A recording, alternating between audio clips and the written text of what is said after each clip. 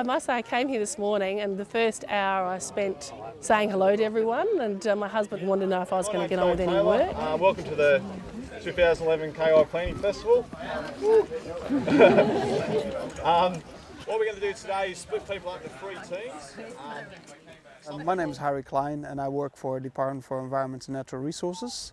My role today here is Planning Festival Director, and so we've been organising this event pretty much for the last 6 months to get it all done in 3 days. And the other people will be planting. So what I need... I'm Dave Taylor and I'm the Front Plant Project Officer, and during the Planning Festival I do manage planning operations. Working on Cygnet Park Sanctuary, which is owned by Jack May and Hilary Austin, Penny and Dave Paton and Nature Foundation. The property has been owned by Jack originally since 2001, and I've been working on the property since 2003, looking at ways to restore it for conservation purposes. It was a project that started about 10 years ago when we looked at all of South Australia and the areas where we needed to do some work on threatened species where no work was happening. Kangaroo Island just jumped out at us. So we decided to get some money together, get some people together and come over and help some of the locals who were already trying to do stuff. And it really grew from there. We have the east end of the island where we've lost all this habitat, and the only way we were going to give these plants a future was to put a whole bunch of habitat back at a scale that we've just not done before. We didn't even know if it was possible. And this project and Dave under his leadership shown that it is possible, and it's given us inspiration to go on and do more at the east end of the island, and I hope more on the rest of South Australia. And Kangaroo Island is a really special place. I'm a biologist. We call Kangaroo Island a window in the past. We have something special without any rabbits and without any foxes. Our wildlife here actually acts like it did nearly 200 years ago before European settlement because of the lack of predation. And when we restore habitat, that means we're going to preserve the conservation that's already here, and it's going to be there for the future.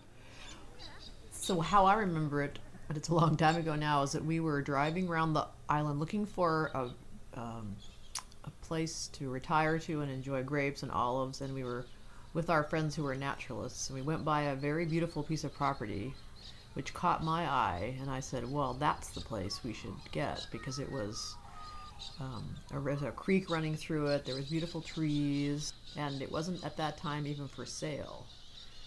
But we then spent the rest of the week tracking down the owners and trying to buy it. Then that evening, they took us out at sunset to watch the glossy black cockatoos come back to their nests. And that was a moment we really realized that the property really was a unique ecological property. And so we just said, we're interested, and our friends went back through the KI network, found the owners. We managed to come together and make the choice to buy and for them to sell. And they decided to sell, much to our surprise. So, the opportunity to take a property that had really ecological significance and try and turn the corner was what got us excited. And at the time, we really didn't know what that all meant.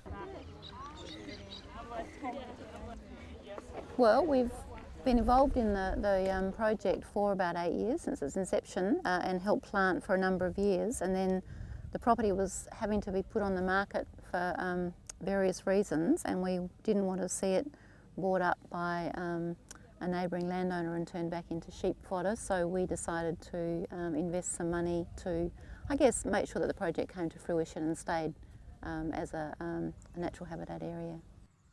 One of the real dilemmas here is that I actually give plenty of lectures at university saying we need to do large-scale restoration.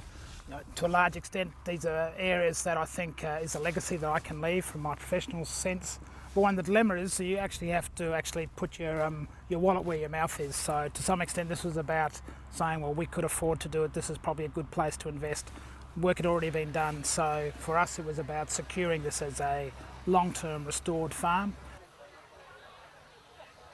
Well, my name is Bob Lott and I am the president of the Nature Foundation South Australia, and we're a co-owner of this wonderful property. Our particular interest, of course, was the Any restoration work is of interest to us, but the success of this place made it doubly interesting to our foundation, because it could be the forerunner to a lot of work that we will do in the future. The original goal really is about community involvement, because there's only so much that a department can actually do. But at the end of the day, to look after the environment and to look after threatened species is really something that the community wants to be involved with.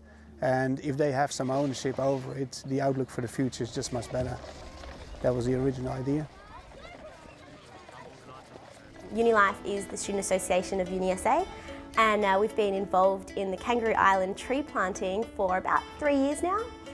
So every year we send about 150 to 200 students, with 75% of them being international students, which is fantastic.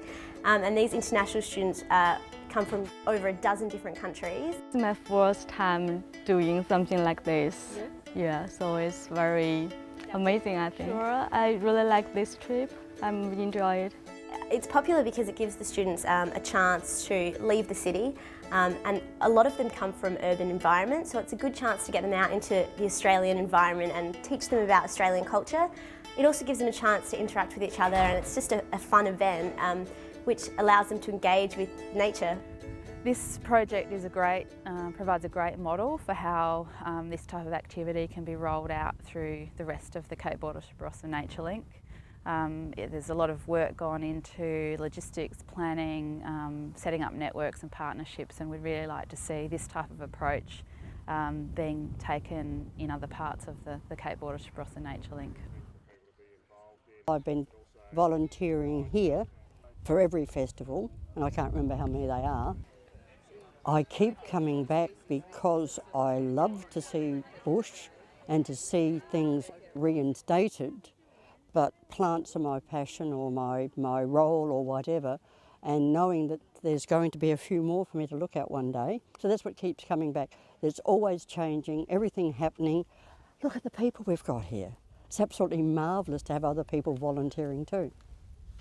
The reason that I keep coming back to the planting festival is I can actually see a whole of landscape transformation occurring on this property. I really do believe with the scale and the way that this planting event is put together, that you're actually seeing a really meaningful transformation in the environment of a fairly heavily affected area. So I've got a huge belief in the methods and the scale of this project. A lot of the plant species that we need to put back into this system are actually very difficult to propagate, and we had to learn how to get those seeds to germinate. Smoke and also heat are really important in getting that germination to happen. We learnt that competition with introduced grasses and weeds, pasture grasses, was really critical to the success of the plantings. So reducing nutrient in the soil, particularly the top layers of the soil, means that the pasture grasses don't grow so big and don't compete so well with your native plants. So the way we've done that here at Cygnet Park is to cut hay to reduce nutrient loads, but then also to grade. And you can see behind me a whole lot of graded country where we've just taken a couple of centimetres off, and that's been pushed to the side, and that takes most of the nutrients with it. It also takes a lot of the weed seed, and that allows us to get pretty bare paddocks and allows the plants to grow well. Hello, Pete. How are you? Pleased to meet you. So one of the benefits of putting back the habitat for the threatened plants is that we're putting back habitat for a range of threatened fauna, threatened animal species as well. Where we're standing at the moment, on part of Cygnet Park, is a grove of drooping she-oak trees that were planted specifically to provide the feeding habitat, the food, for the threatened glossy black cockatoo. Part of the problem the glossy black cockatoo has is that it has only one food type, and that's the seeds of these she-oaks. With all of these new cones here and other cones yet to come, the next year or two will be fantastic time for the cockatoos to come here and feed. The target was 120, and the idea was that we'd get 100 in the ground this weekend, and we've had 2 amazing days of sunshine and one more that's supposed to be coming, and they will actually finish it. So, well, yeah, really happy. The achievements to date for the project, if we look back over the last 6 years or so, we're looking at about 248,000 plants that were planted in the ground. We probably also have around 4.5 million seedlings in the ground as a result from direct seeding. Up to date, we've had about 1,000 people involved, and if we include this weekend, you can add another 600 for that.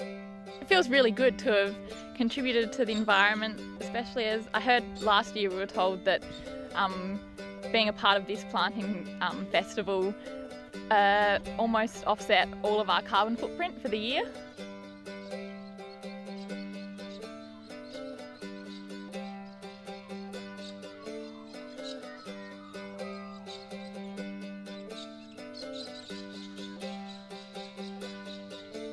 What will Cygnet Park look like 20 years from now? It won't look like it would have had no one ever beaten it up with over farming, but it will hopefully look like a healthy, growing, biosphere where sustainable life, can persist.